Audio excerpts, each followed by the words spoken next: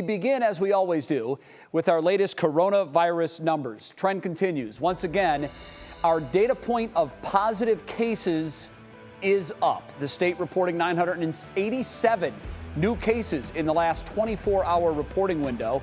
Yesterday, we had 892 new cases.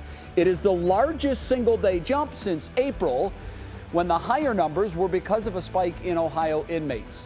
There is positive news, though. Deaths, which is a lagging indicator, remember, of positive cases, were down to 16 statewide in the last 24-hour window. That is a 25% drop from our three-day average of 21 deaths per day.